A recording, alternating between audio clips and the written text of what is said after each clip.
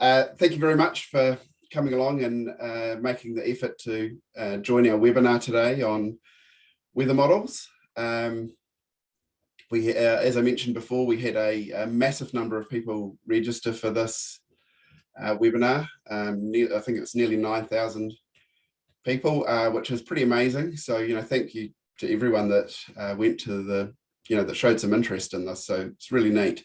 My name is Nick Olsen. I've been with PredictWind for about 6 years. I'm a sailor. I've sailed my whole life. I sail dinghies mainly.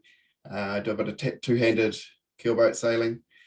And but the lucky thing is at PredictWind, I work with a group of really amazing people with a huge array of talents.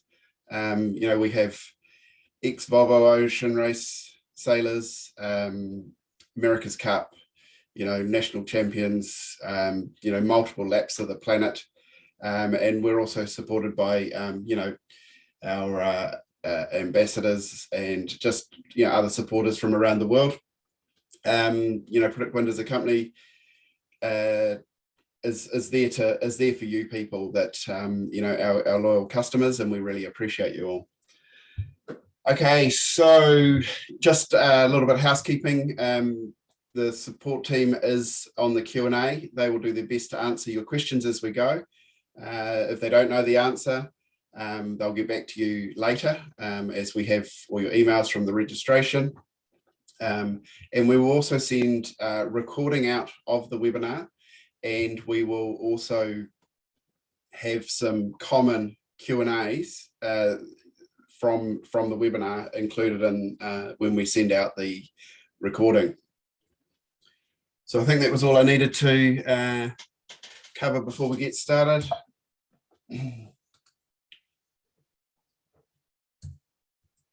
What's happened to my, there we go. So I'm going to aim for about 60 minutes. I can talk, that's for sure.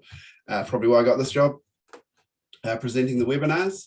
And as I said, a recording will be sent. So before we get too far into it, just how do we see all this? These weather models, we have two apps on different that are available on basically any platform you can think of. So we have the PredictWind app and website, which is what you use when you are in Wi-Fi cellular range, whether it's to check whether you should put the washing out today, or whether you're doing a coastal sail or going windsurfing or kayaking or whatever you're doing for the day. That's the usual app you'd use. If you were, there's a massive amount of information in there. And we'll cover off some of that stuff today. If you are going coastal sailing, or any time that you're going to be out of cellular range, you use the offshore app. You can cross oceans with it. It's a great piece of software. I use it even if I'm doing short coastal races, because all the information is saved offline. So I'll download everything I want before I go, and it's just there. I don't have to load anything when I'm out on the water for my day sail. So covers a wide range there. A great piece of software. So we're going to start at the beginning with weather models. Just so you know, this is not going to be some big super deep dive into weather modeling. We do have a couple of previous webinars that you could, if you really want to go deep dive. There is one that sorry, Karen, I should have given you the links to these two webinars. But one of them, you might have them, but one of them is with Nick O'Kelly and Jack Catsby, who is our lead meteorologist. They do quite a deep dive into weather models and sort of a whole lot of aspects around them. They're both meteorologists, and it's quite an in-depth talk. There's also a webinar that we did with Spire, which is one of the weather models we use, and that's also has a meteorologist from Spire, has Jack Catsby, has me talking about weather routing, and that's is pretty good too. Yeah, definitely a lot, quite technical. So both of those two. So this is for those of us that really just want to know a little bit more about weather models so that we can use them more effectively. So how do we produce a weather model, or how does anyone produce a forecast from a weather model? And how that happens is that you need data to feed into it. And so we start with what's called an initial conditions file, and that is a snapshot of the world. So that is when you hear people talk about aeroplane data and satellite data and balloons and land observations and ship observations and all sorts of recordings all around the world. All that information is fed in to a computer and it creates a file. So we here at PredictWind, we use one of those files created by NOAA, and we also use one created by ECMWF. And so that's how we get the PredictWind models, is that we get the set of initial conditions created by those two organizations and we feed them into our model. And that's the same as what they do. So for the GFS model, for instance, they feed the NOAA conditions, the initial conditions, they feed that into the GFS model. ECMWF feed the initial conditions into the ECMWF model, and they create a forecast is created from there. So Spire, we'll talk about that a bit more later. They do the same thing, and but they just have a different way of collecting their initial conditions set. It's not, I'm going to go massively into depth with that, but it is pretty cool what they do. So a model is just an algorithm that crunches all those numbers.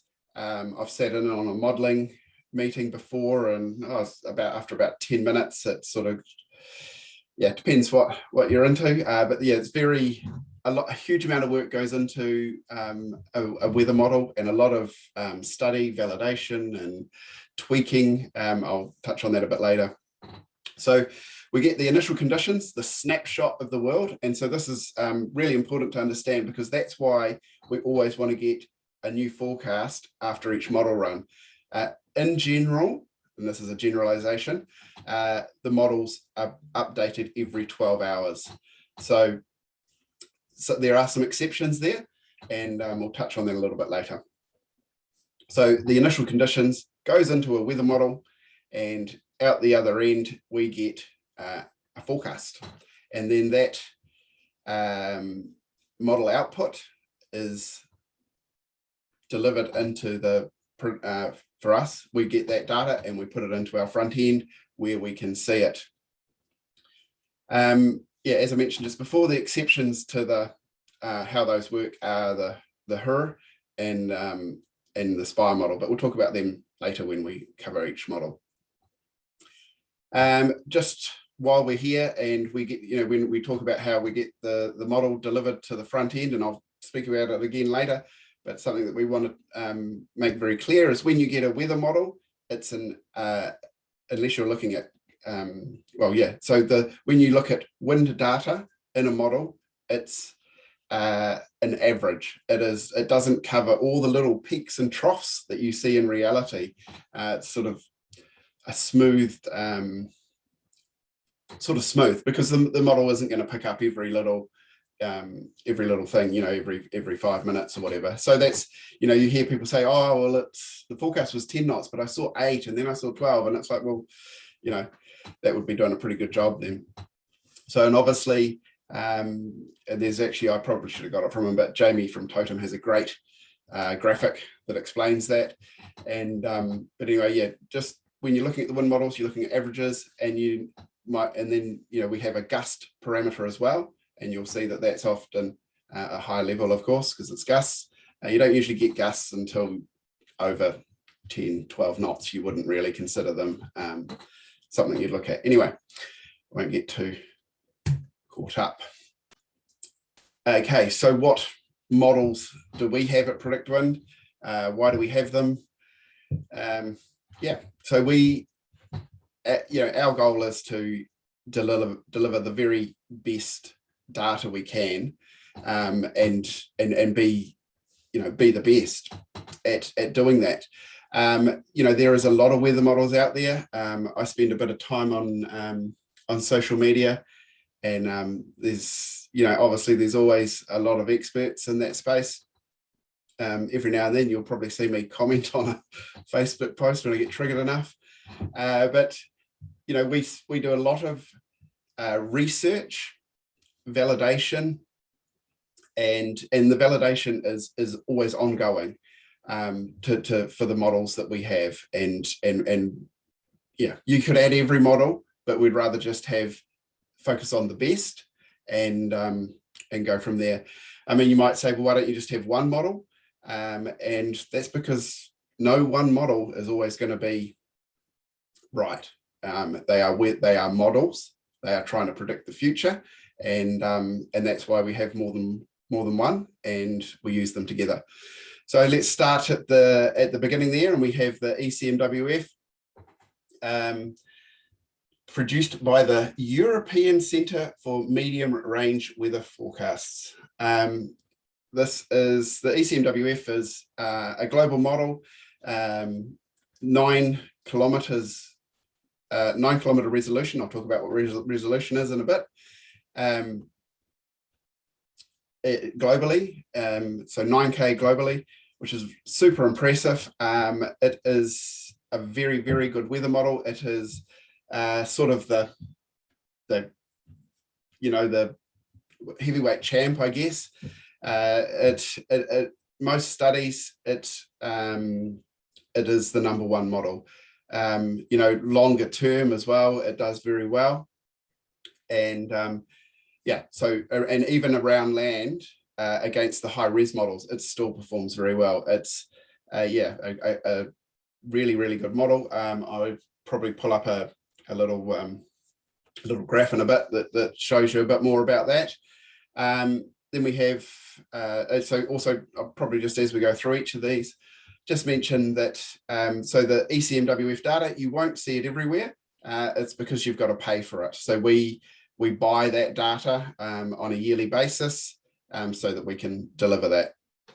Aspire, again, it's paid data, but it's from a private company. I kind of think of Spire as sort of like, but like the Starlink, or of weather models. What they do is pretty cool. They're a private company.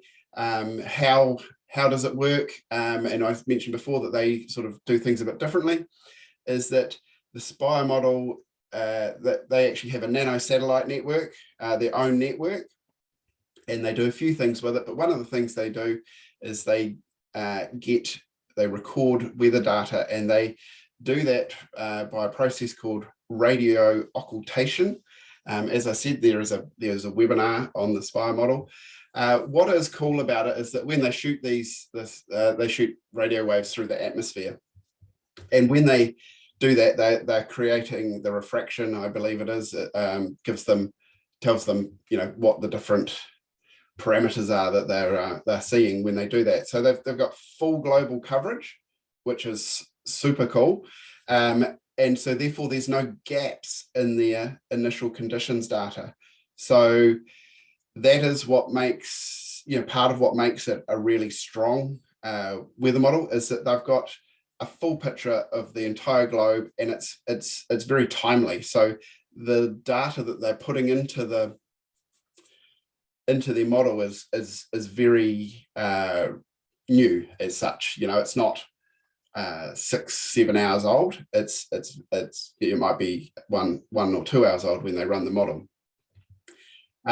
Yeah, and as I said, they've got full global coverage, and so all the other weather models that don't have that data set, there are gaps in the initial conditions, and so then therefore you do sometimes see less accuracy from that, and so that's why I'll talk about it a bit later. But you'll see that when we did a validation study before we brought the Spire model into our ecosystem, it performs super well out in the ocean, which obviously as sailors is important to us. Yeah, it's pretty cool. I'm a fan of it, and yeah, it can beat ECMWF for accuracy out at sea, and they're just increasing the resolution of it. It's been 30K resolution globally, and it's shortly it will be 15-kilometer resolution. In fact, we're just ingesting that data now. UKMO, referred to as the unified model, is widely considered the number 2 global model. It does very well, and yeah, really good model. GFS, you will see it everywhere, and that's because our friends in America give it away for free. So yeah, UKMO also paid data. So the first 3 models we got there, we have to pay to get that data, have access to it. GFS is free. So that's why you see it so often, is that the Americans are very kind and give it away to everyone. So you'll see that in a lot of weather apps. And if you see a weather app and you don't know what weather model they're using, it's probably the GFS. They run it at 13 kilometers globally, but the output's actually 27. So if you see someone saying that what you're looking at is 13-kilometer resolution, that's not exactly true, because the output is 27.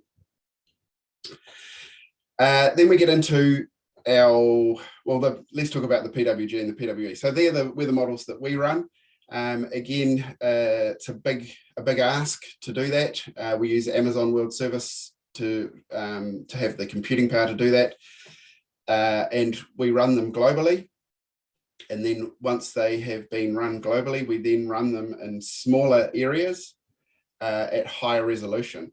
And so we run them at 8K and 1K resolution. And that is the high resolution stuff is really important for your coastal and day sailing, or whatever activity you're doing near shore. It's hard to beat high resolution modeling. The Arome is in Europe. It's produced by Meteo France, I believe, and it is a high resolution model in Europe. Again, does a very good job. That was a lot of the racing sailors in Europe asked for that. What we like about racing sailors is that they're trying to get somewhere as fast as they can, and they spend a lot of time analyzing how they can do that. So that was sort of where the recommendation for that came from. And we've seen we have a validation tool, which I'll show you later, and it does very well. So the NAM and the HER are both in North America. NAM is just a high resolution model, only in North America. It does a pretty good performing model, and does a nice job. The HER is probably the exception to everything here. What's different about it is that it's a rapid refresh model. It updates every hour. So that's pretty useful for your super short term, is what's happening in the next 1-2 hours. How do they do that? They ingest, I did have it written down.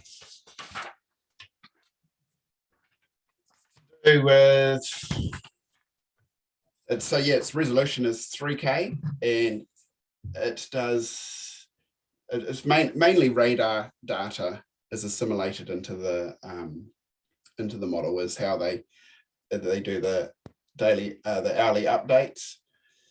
And if you're in North America, great one to have, especially if there's active weather near you. Right, it's probably, they are complex things, the weather models. There is information on our website about them. If you want to find out more about them, you can Google each model or go to our website and have a look. We do have a little write-up on each one, probably a little bit more concise than what I've just mentioned, but definitely worth a look. And I'll talk about more. I'll talk about more about the resolution of each of them in a bit. Oh, so it's probably just, I'll stop sharing. I'll just escape that, and I will just quickly. So, how do we, as I mentioned before, we spend a lot of time working out how we're going to, what models we're going to have. It's everything from internal discussions, customers, experts in the industry, top navigators, racing navigators. We get a lot of feedback from people that live on the ocean. And then we then put a real scientific approach to it from there, and we compare different models. We've looked at lots of models over the time, and you can read this on our website. And this is the study that we went through before we put SPIRE and UKMO into our system. And you can see there that on the buoy data, the SPIRE model does very well, and it's doing well over time, which is very impressive against the ECMWF. So yeah, that information's on our website. You can go and have a look. Oops, wrong tab. Hang on a minute. Need to move this. No. Where's it gone? No. There you go. No. I do have another tab. There, which actually, that shows. I'll go back to my other screen. Hold on a second. That shows the study we went through when we did an upgrade on the PWG and the PWE. And if you have a little look at that, you sort of get some appreciation of the effort that we go to in producing those weather models. There's, in the study, you can see 13 different iterations that we did. So tweaking different parameters inside the in the model, in the algorithm. Okay, so yeah, resolution, and what is it and why does it matter? No, I've skipped two. So what we're looking at here is a depiction of a 50-kilometer resolution model, or an output of a 50-kilometer resolution. And then, as you can see, we've got this great big block, and in that block, that 50-kilometer square, it thinks that all the wind is doing the same thing.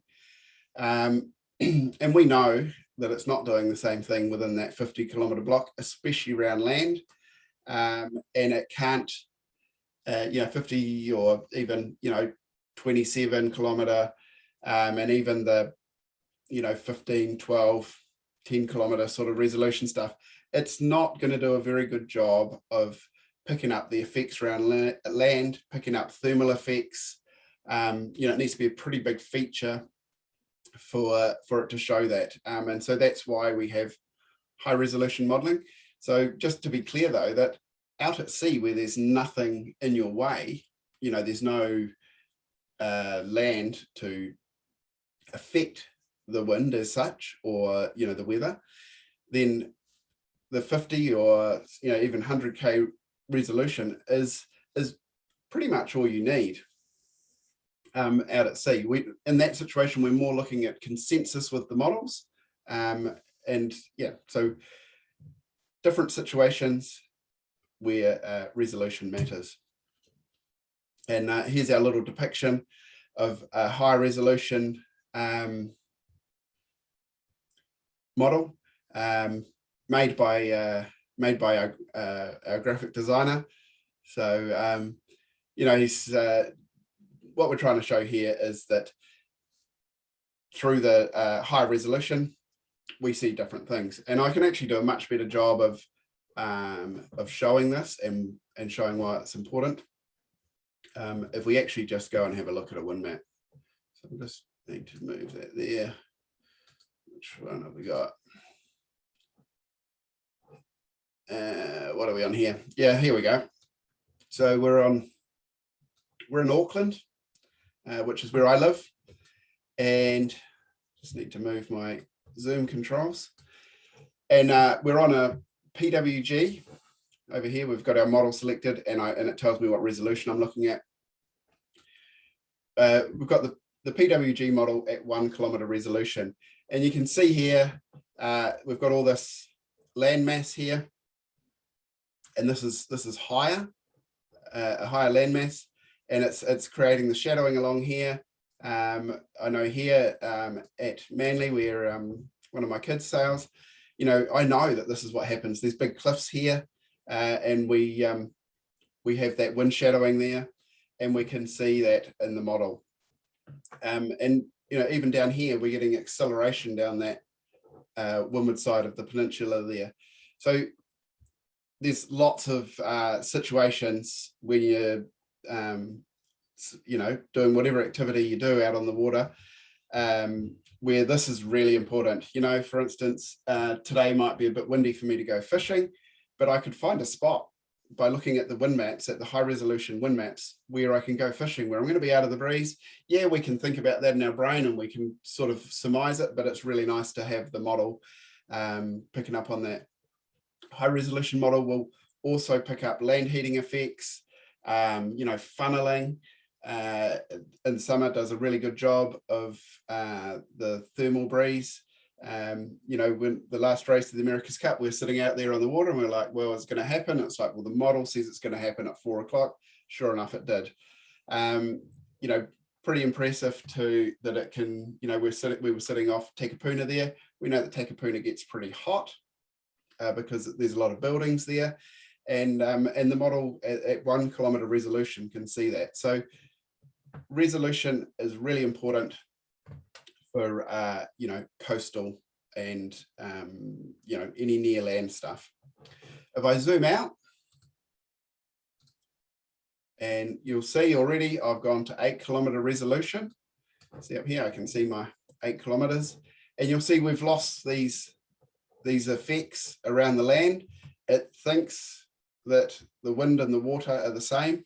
Wind is about 30% slower over land than it is over water, because obviously water's pretty smooth, the land's pretty rough. I'm talking about at surface level. If I zoom out a bit more, I go to 50k. Something's happened to my map because I've probably had this tab open too long. 50k, we don't, we're getting less and less effect. I mean, you can see it's got bigger picture stuff.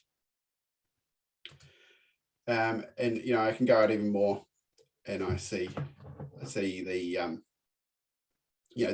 we're not getting any of that little effect. It just thinks it's all the same. Yes, it picks up the big pieces of land, but that's a huge expanse there. Australia is probably a pretty good example of a big expanse.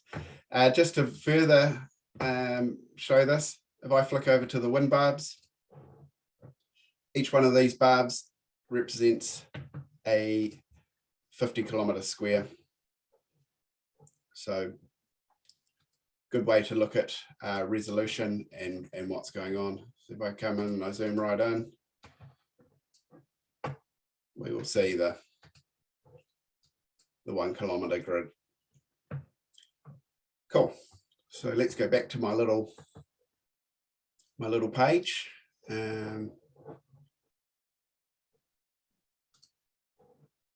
And click on present, and we'll go through there just to check whether I need to talk anything else about that. I might just have a quick drink. Hold on. Which model is the best? Well, I wish it was that easy, really. this line here is very true. No one model is the best in every situation or every day. Models do perform better than others in general. We know that, but there's no golden rule. It depends on the situation. So, we definitely want to split out global models versus high-res models. The global models, they do a very good job with your big picture stuff. And in particular, I'm talking about the ECMWF, Spire, and UKMO. And see my next line down there. I'm offshore. They are probably what I would call the big three. You probably don't hear about Spire as much as you do ECMWF, because to my knowledge, we're the only one using the Spire model in the recreational sector. And that's where you sort of hear about things, on the dock. But as I say, globally, bigger patterns, timings and whatnot, they are the sort of the go-to offshore. That's definitely would be my favorite. And as I mentioned before, where we showed that study, you can see they perform very well offshore. And that's longer time frames as well. That's something worth looking at, that you can see that in those studies that they do very well longer term. So as we just looked at, the high resolution is for accuracy as to what you're doing, it's they're hard to beat. And so in the short term, and so and I'm talking about the day, like as in I'm going to do this today or tomorrow, that sort of time frame, they are very hard to beat. Is the sea breeze going to come in today? What happens when we sail down the coast and we go past that particular spot? There might be a big dip in the land, and there could be funneling effects through there. They are the high resolution models are going to do a much better job in those situations than what the global models are, and it's primarily down to resolution. I mean, the amount of it takes us more computing power to run our 1 kilometer resolution modeling for the small areas that they dot along the coast around the world. There's more computing power in that than it is for the 50 and the 8K combined. So it's a massive amount of computing power goes into high resolution. So that's why these global models, that's why they're not at that resolution, because it's they'll get there with computing power, and that will be amazing. Imagine ECMWF at 3K globally, be pretty impressive. So I'm not sure if I mentioned before, but Spire is increasing the resolution. They'll be coming down to I think it's about 13K will be the output. So that's very comparable to UKMO and ECMWF. So that's going to be awesome. I just check if I had any other. I did write notes, but I'm way better without notes. I'll just check that I haven't missed anything on this particular point. No.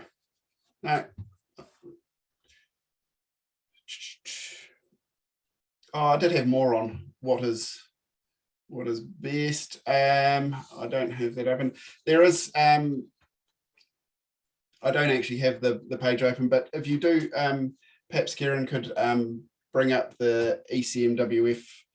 They do a study of global models, and it's just worth having a look at that to see. If not, we'll put it in the mail out that we send. But the ECMWF just it only shows the models from national authorities, so it doesn't show any of the private models like Spire or what we do. But yeah, as far as regional models, national weather models go, it beats them all. Right. Cool. So how do we actually use some of this stuff in practice? I mean, that's sort of what we all really want to know, right? So let's have a look. How do we do this? How do we, often I see, oh, you guys have all these weather models. Haha, will be, I guess one's going to be right, and all sorts of stuff like that. Again, social media. But there's lots of ways that we can actually use these to our advantage, and I'm gonna go through that now. So I'll just put that there. You can see I've mentioned again about the high res coastal. Whoa, don't do that, and the global models offshore.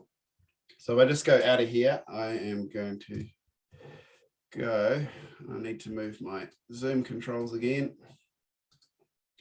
So this is something that we are going to release shortly. We've had this running in our for our admin users, and we use this data. We've had this going for I think a couple of years now. So basically, what this is for not everywhere in the world. Oops, don't do that. I'll just actually refresh this page. Oh no, there we go. There's my map. For most places in the world, we have a validation. We'll have a validation tool set up for that location.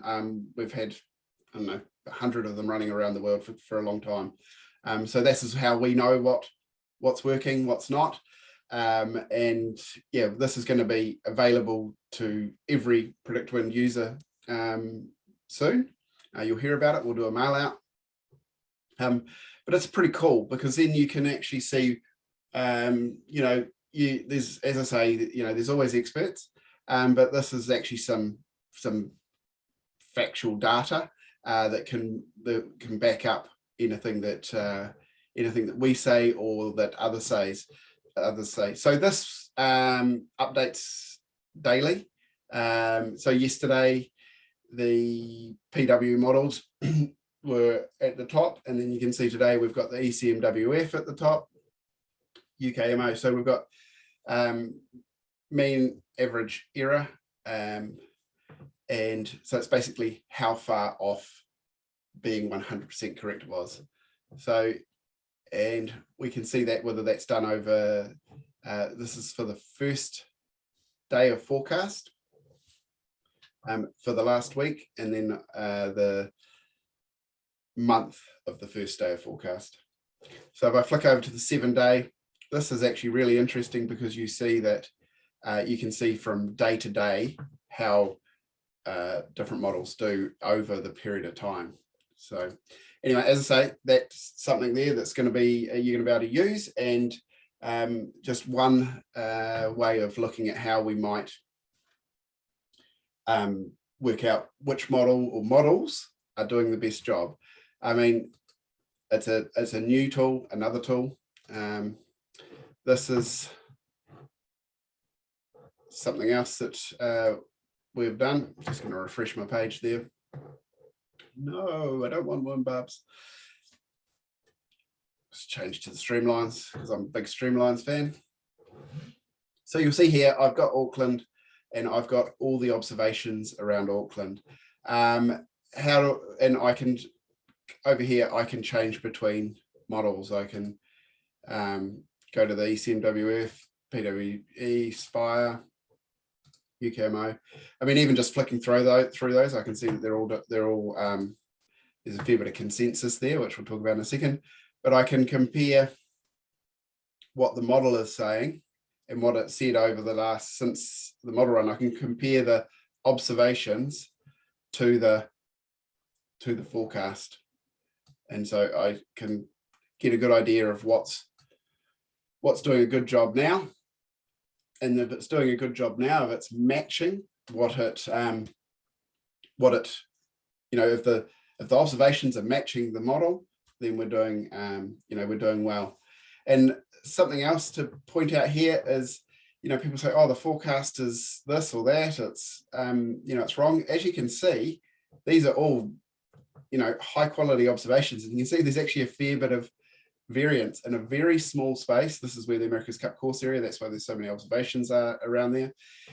You know, you do see difference in observations, but what I can tell you is, say this one here that says 15.3 is actually on the top of a little island. This one here is on the top of a building, a very tall building in Takapuna. This one here is at sea level. This one here is at sea level. This one always overreads. So we know, but you can see here that 13.1 knots, the model's doing a pretty bang on job there until it updated. Yeah, so really, you know, encouraging to see. What else would we look at there? Trends. So I've got myself in the way there. So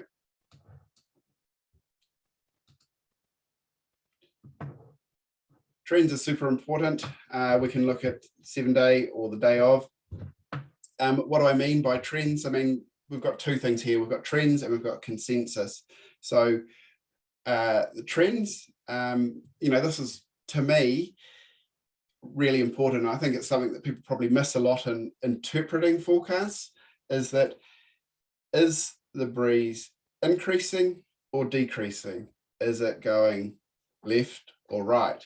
You know, basic, but really important, because then you can have a lot more confidence. You know, all the models are saying it's going to increase until, you know, early afternoon. Then it's going to decrease into the evening. You know, we can look at, okay, it's going to be, you know, 15 knots. You know, we're looking at all the models and we can, you know, we know that they're all saying the same thing. The range is pretty tight. And we can see here, as we get further out, things get, things change and things get different. So short term, we've got a lot of confidence, and then longer term, we're like, okay, well, there's still a fair bit of confidence, but, you know, consensus between the models there. But what we would do is that, you know, there's a new model run in New Zealand time at 8 o'clock tonight. And so then everything has got new data, all the models are updated. And so we can go, okay, that's cool. And we can look and out here on Monday, Tuesday, these all might start lining up. You know, these models might have come up to these models. So yeah, we're looking for the trends and consensus, and that's how we can sort through, you know, lots of models. I'm a big tables fan myself. I like looking at the tables. Not quite as easy to see the trends, but for instance, you know, is it going to rain on Friday night? Probably. You know, we've got all the models here. They all think it's going to rain probably by, you know, 11 o'clock. It's going to rain. So, you know, and again, we can just keep looking for those trends. We can see the timing of, you know, wind direction changes. And that's how we're using all these together. You can collapse these so that you can average them out. I like looking at all the information. I just click on the side of the table there. You can do it on any of the apps. Okay. Validation, observations, consensus, trends. Rightio, let's go back to our other one. Yeah, so far as interpretation, I think that is one of the keys. You know, we know a bit more about these models. We know that high resolution, you know, shorter term, closer to land, offshore, we look at the trends differently. No, I don't want to do that. I just want to move my zoom control again, because I did want to show something else while we were here. And you'll see here, I did run a weather out. Just again, this is the same sort of thing. You know, you've got all these weather models, and so each color line here represents a different weather model, and we're looking for the trends. We're looking for the consensus of the models, and so that's how we deal with them all. If you see one model doing something completely different, well, you might want to have a look at why. What's that model doing that's making my route so different? As you can see here, we've got a lot of consensus between the routes. You know, they you could take your pick down the middle and sail to what you see. So that's probably something I should have mentioned as well. Excuse me, I'm gonna have a quick drink. One of my favorites, and you know, again, you see people say, you know, poke your head out the window, you know, look out, you know, go out on the deck of your boat and see which weather model is doing the best job now. And is there several, or is there one, or all of them? And, you know, look, you know, put all those things together. Excuse me. It's up to you to interpret this information. So I'm going to flick back here and click on that. Excuse me, too much talking. Okay, wonder how I'm going for time. Pretty good. So yeah, that's the main thing the main points I think I had to cover. As I say, yeah, we didn't go super deep dive into the models, but just sort of what we have and where you might use them and how they are a bit different. That sort of, you know, was the goal today. So yeah, just to wrap up, use the tools that we have, you know, use the observations, use the weather router, use the departure planner, use the validation tool when we release that. You know, go into local knowledge and see what other people have said. Is there wind tips? Is there, you know, oh, the wind always pushes hard in this place? Or, you know, use those tools. Something that I probably should have mentioned at the start was that, yes, we only talked about atmospheric models today. You know, we do have high resolution tidal modeling and ocean current modeling. And something that is pretty exciting that's coming up is that we are going to do high resolution tidal modeling for the entire globe. So that's in the works at the moment. So, but, you know, I'd want to say that later this year, but with development, things always take longer. So possibly early next year, we will have high resolution tidal currents for the entire globe. So why is that important? Because then we can see, you know, have I got wind against tide? You know, we can use all the information that we know about our atmospheric models, and then we can put them together with the ocean data. And, you know, wind against tide, we want to know that, right? That's a big deal. Changes our sea state a lot. Another thing that we are at the moment producing, which will make Jamie from Totem very happy, is that we're putting together a whole lot of weather warnings. So for an example of that might be wind against tide. There would be a little warning will pop up, whether it's in your weather route or whether it's on your forecast tables or on your graph, just to give you a little heads up. There's really high CAPE values in your forecast. So a little warning might pop up and say, oh, possible thunderstorms. So, or there could be a really big difference between the wind map and the gust map. So, you know, when we see a big difference between a wind map and a gust map, we know that that's a sign of that things could be quite volatile.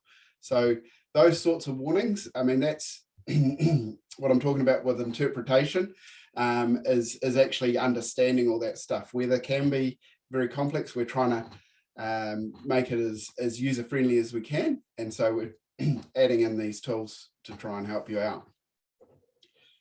Timing, timing is important. So in more than one way. Timing, getting the latest model run. Kieran will be able to put up a a link to when all the models update. You can see that within the within all our apps. You'll see when the last model run was, and when they're updating. Really important to always get the most recent model run, because as we discussed at the beginning, having the most recent model run means that you've got the latest initial conditions.